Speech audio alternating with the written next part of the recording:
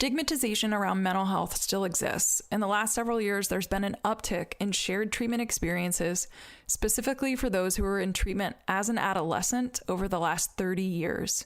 As a consultant working with young adults only, it's been unsettling to hear about the horrific experiences that some folks have described. As someone trained as a counselor, we were taught to do no harm. I lead with this for each client I work with. While recording this special parent series, over the last year, several parents have suggested I interview their young adults. The special parent series is noted as being just that. It's about the parent perspective only. I'm now branching out to launch the former participant series, extending the opportunity for former participants who feel comfortable talking about their journey, doing so on this podcast. No topic is off limits, and not all stories are positive. This series is meant to be honest, transparent, and real for each individual's experience through the treatment continuum. Please note that this special former participant series is the adult's perspective of their treatment experience during adolescence or as a young adult. This is merely one perspective of a single story, and it's important to know that names have been changed for the protection of the interviewee unless they have requested not to do so.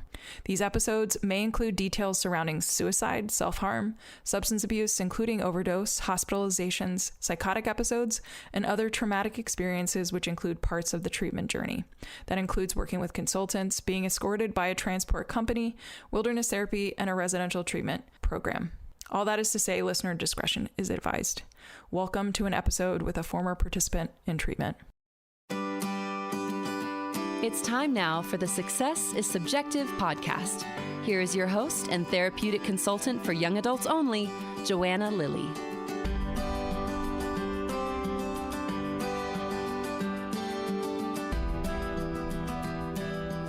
Hi, and welcome to the show. If you're new here, I'm glad to have you.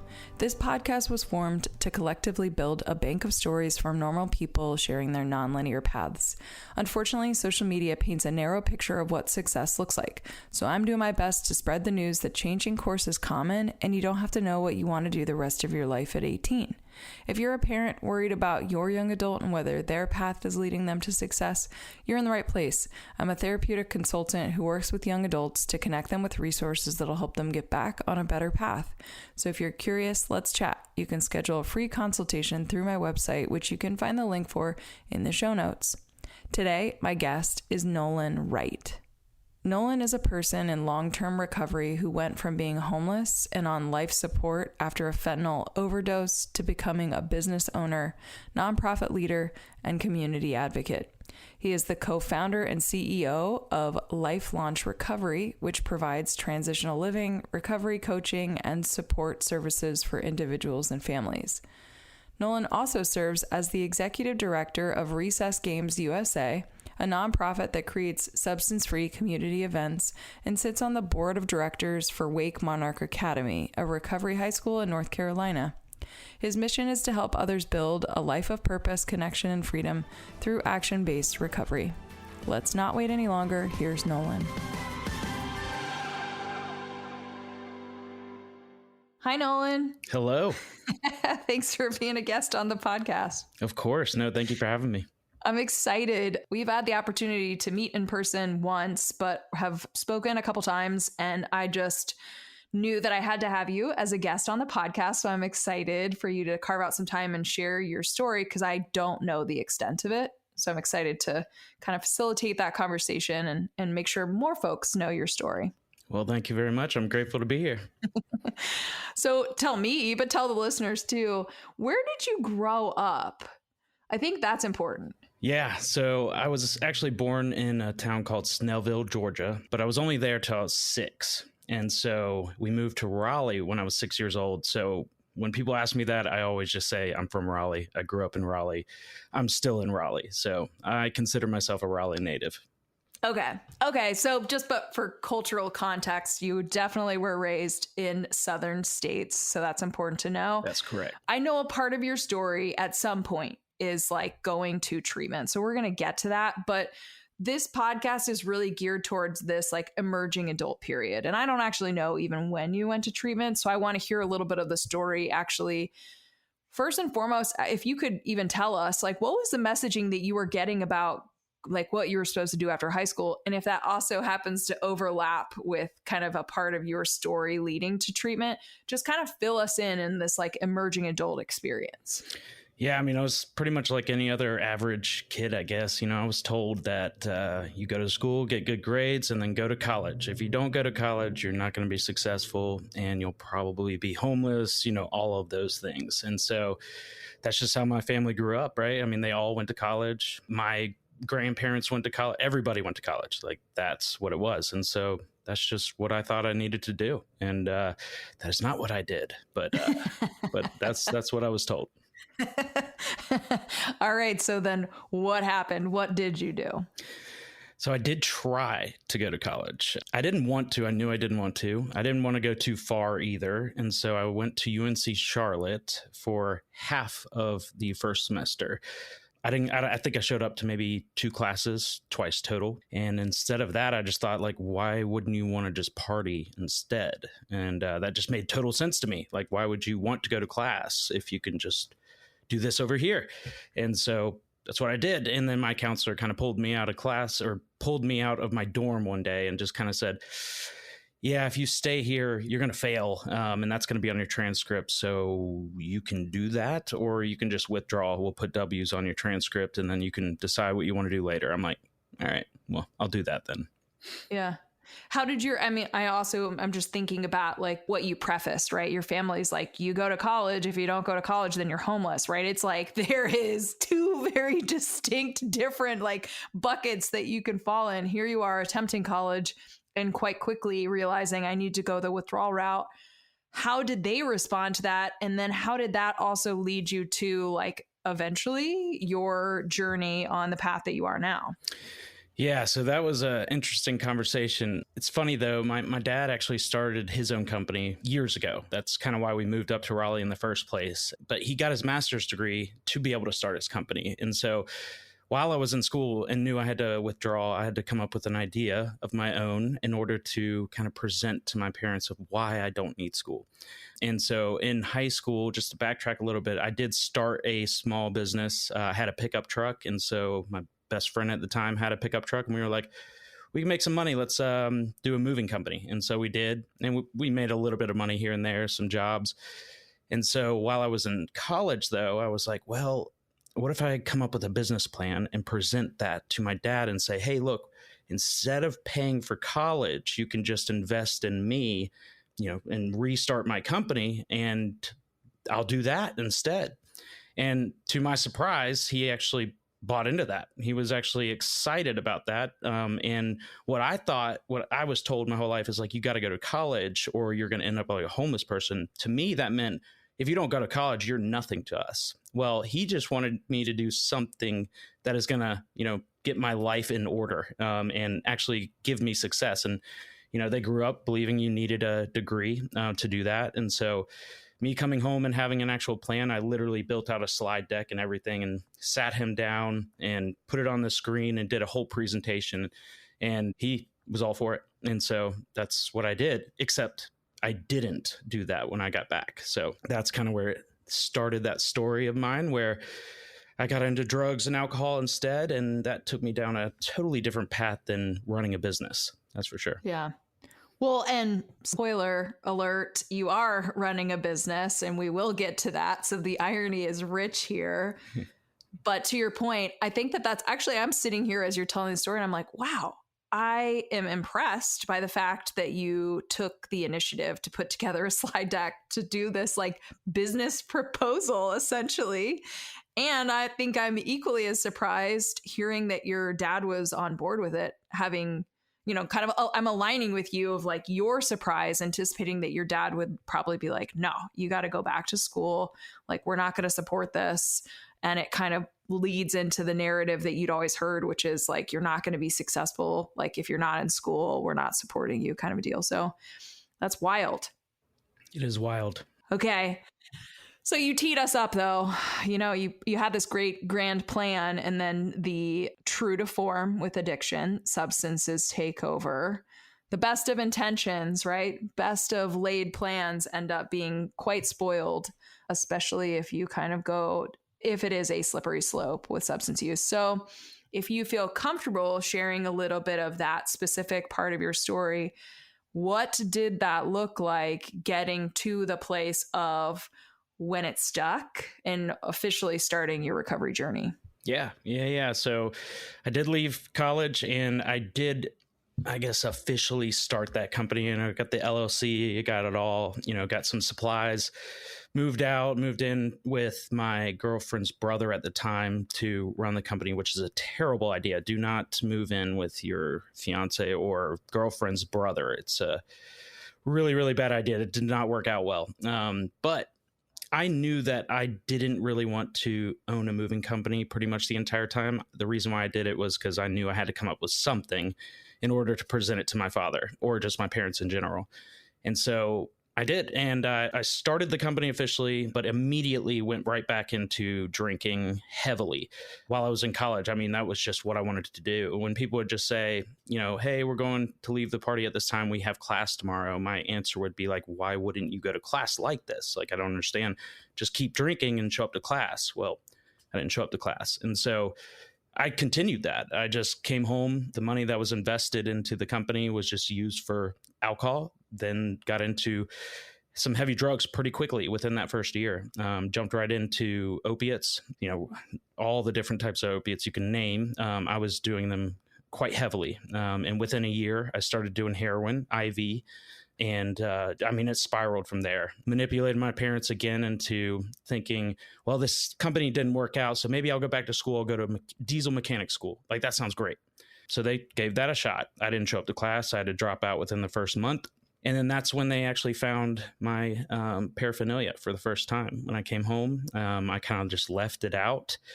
And they put it all in one big plastic bag, all the different syringes and drugs and used needles, put it in a plastic bag. And when I came home, I was working at Mellow Mushroom at the time, and they dropped it on the table right in front of me and sat down and just said, all right, you're going to rehab. And I just immediately was like, that's not mine. Where'd you find it? That's definitely not mine. That must be a friend of mine. I don't know. I didn't do it. Of course, they didn't buy it. And so they gave me two options. They said, you can either go to rehab or you can leave this house. So I looked at the rehab they looked up, and it was extremely nice. It looked really, really awesome in my head. I was like, oh, well, I can do that. 30 days, no problem. So I did. I went to that rehab 30 days and then was convinced by my counselor there that I needed to go to transitional living down in Texas. So I did that. But while I was down in Texas, I didn't want to stop using. And so I found ways to avoid drug tests, different things, like whippets and keyboard duster, which landed me in the hospital. The driver of the vehicle I was in was doing keyboard duster and passed out at the wheel. We went right into a cement column under an underpass at about 60 miles an hour, right on my side, on the passenger side, and it crushed the whole car in and shattered my femur, broke my collarbone from the seatbelt, and it was pretty big surgery. I have a rod in my leg from still to this day, will forever. Lucky to be alive. But my very first thought when I kind of came to was just like, well, I hope they didn't find our stuff, like I'm going to need that later. And so I did rehab down at my mom's house in Hilton Head. My parents had divorced at this time and was living with her, just drinking on the couch, gained about 50 pounds of weight from beer and alcohol, liquor. And in about a year of recovery, I could finally start walking again. So my mom was like, you got to get out of here. You're going back to Raleigh. You're going to your dad's house. So I did. Got my first job, and that first paycheck 2 weeks in, I went straight to my heroin dealer, spent it all, came home and overdosed for the first time. And to keep it short, my dad actually at 3 a.m. in the morning, for reasons unknown, he still has no idea today, decided to he woke up and was like, I need to go check on my son. And he found me on the floor. I had been completely out. Ambulance came. My blood pressure was 70/30. My body temperature has dropped down to 94 degrees. So they put me on Narcan drip and brought me back and put me on a ventilator for 3 days. And even then, when I came to, first thought was like, I hope they didn't find my drugs. I'm going to need that when I get out of here. But first time I saw my dad cry, he's standing over me and looked at me when I came to and just said, I can't do this anymore. Can't do it. You have two options. You can walk out of here on your own, do whatever you want the rest of your life. I don't want to see it anymore. or I'll drop you off at a place called the Healing Transitions, which those of you who don't know, it is a homeless shelter / rehab-ish thing. And I went there, but it still wasn't enough. I knew that I was getting an insurance check from being in that car accident. And so I knew that if I just wait this out and wait for my lawyer to call, I will get that and I will leave. And so that's what I did. About 6 months later, get a call, walk down to his office, grab the check, open it up, and it's $100,000. And so I go right to my bank, put it in, and I see $100,000 on that bank account. And again, my brain went right to, I can start a company again. I can do this. Like I can control my life. I know what I'm doing. Mm-hmm. And I did. I went and started another company and then spent all of that money within about 2.5 months and became legitimately homeless. I was living in a Walmart parking lot for a few months, literally just sleeping there, looking for cigarettes through the trash bins right outside. And then one day, I believe it was God, just a light came on. I just knew that, my life needed to change. Just genuinely was the craziest experience I've ever had in my entire life. And I took the guy I was using with a couple other people, and we were in the Walmart parking lot, and I didn't know what I needed to do. I just knew I needed to change my life. And I told myself that I need to go to prison because that was the last thing that I haven't tried yet. I had gone to rehab. I'd been to a homeless shelter. I don't want to kill myself, although maybe that would be the best, but I don't want to do that. I'm not willing to do that. So I went into a couple different department stores and filled up 2 carts worth well over $10,000 of stuff and walked right out. But nothing happened. Nobody stopped me. No alarms went off. Nothing. I got to the car and just broke down. I didn't know what to do anymore at that point. So I'm just driving down the street and I'm punching the steering wheel as hard as I could and kept screaming, saying that, God, if you're real, I just don't, why am I like this? I just don't know what to do. I just want to be like my dad. I don't get it. I'm the only one like this. And as I'm screaming that, driving down the highway, as I scream at the exact moment saying, why can't I be like my dad is driving in the opposite direction right by me. And people always ask me, how do you know it's your dad? Well, my dad likes to get big trucks and specific things. He stands out. Mm-hmm. And it was at the time, it was a red truck lifted. He has a Georgia Southern plate in the front. That's where he went to college. And that was him. And I was in a town called Nightdale, which we're not from there. Nobody lives out there. And this was at 8 a.m. in the morning. And at that moment, it just made sense. I'm screaming, why can I not be like my dad while I'm driving in an opposite direction and my dad's driving the opposite way? To me, that was God slapping me in the face saying, dude, if you want to change your life, you've been driving your life the whole time and it's clearly the wrong way. If you want to be like your dad and other people, you need to turn around, literally turn the car around, but also just let go. Stop trying to drive your life in your direction. And it made sense. It just clicked. I don't know how else to put it. It was the craziest experience of my life. And I literally got off the first exit, turned around, drove straight to Wakebrook, walked in and just said, I need a bed. They said, we don't have one. So I walked outside, used somebody's phone, called Chris Budnick, who's the director of the Healing Transition Program, said, come get me. And he came and got me right then and there. And that was it. I bought all into it. I was in detox, non-medical detox too. It was worst experience I've ever had in my entire life, but I just kept looking at the clock I can do 5 more minutes. I can do 5 more minutes. I can do this. Just keep going. And that's where I met my best friend and now co-business owner together. And my life changed from then. It's the greatest life I've ever lived by far. Wow. I have so many thoughts and wanted to say things throughout, but in all of that, I felt needed to give you the space to share that full timeline and experience. And I think to your point, the metaphor of that moment, right? Of pay attention, you're driving the wrong way. You're driving the wrong way to literally make a U-turn and head in the direction that is now literally aligned with your dad. You are in recovery. You're a business owner.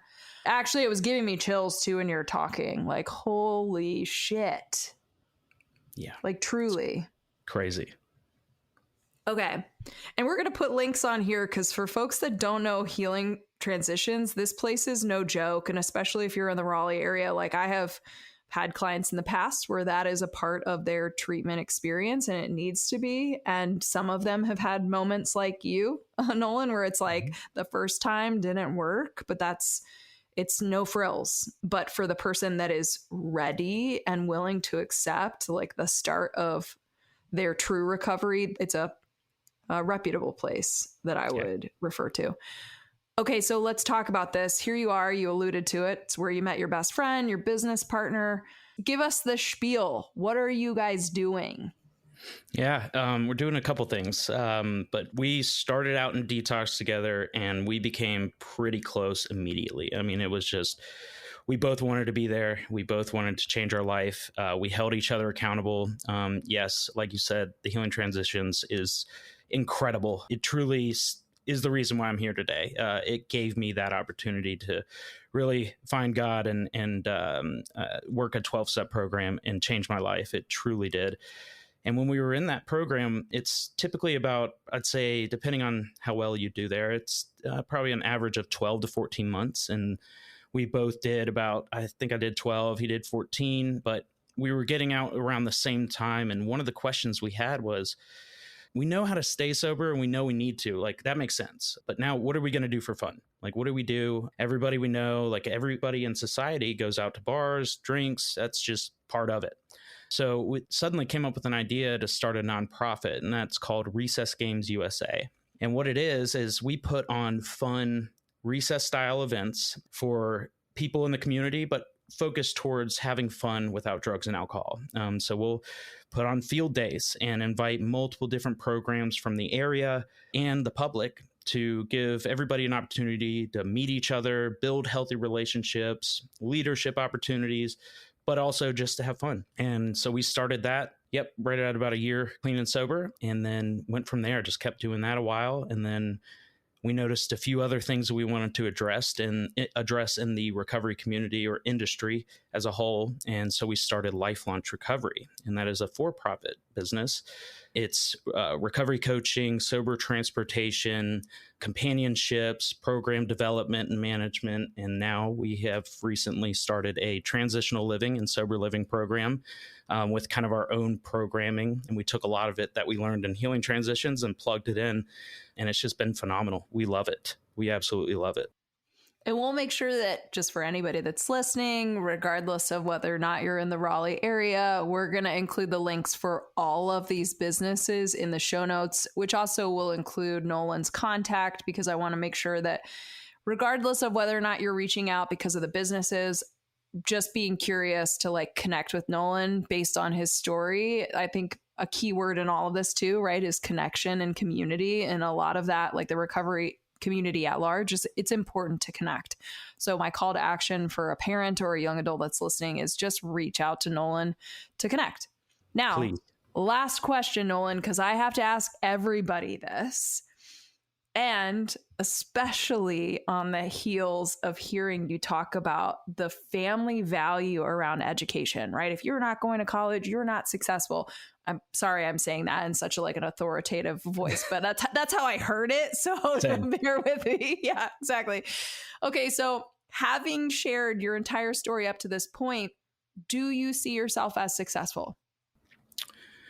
Yeah, you sent over that list of like possible questions, and that was one of them. And that kind of stumped me because to me, I don't know, success is, when I hear that word, I just think freedom. Just, for my whole life, I just wasn't okay with myself, and I just wasn't okay with how I felt all the time. And that's why I did drugs and alcohol. I just wanted to change the way I feel. That was really it. And recovery has given me that true freedom.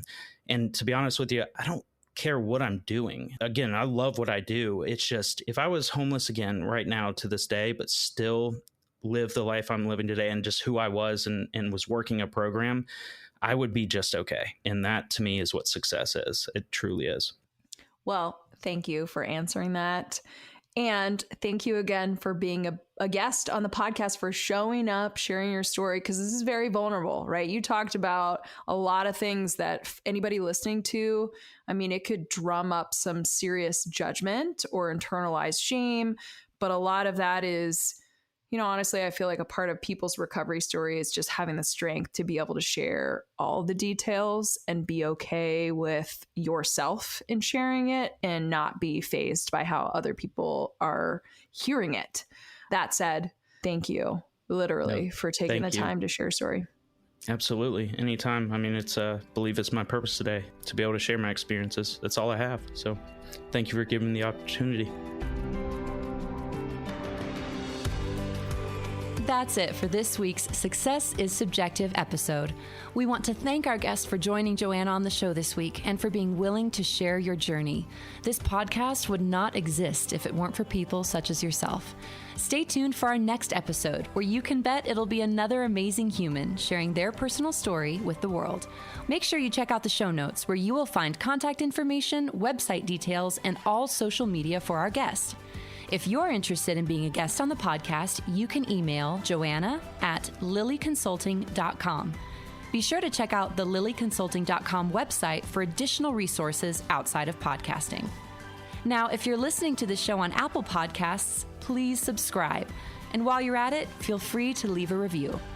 You can also download to listen to the Success is Subjective podcast on other popular podcast apps, such as Audible, Google Podcast, iHeartRadio, Spotify, Stitcher, and TuneIn Radio. Thanks again for listening in, and remember, there is no single path through life. Success is what you make it.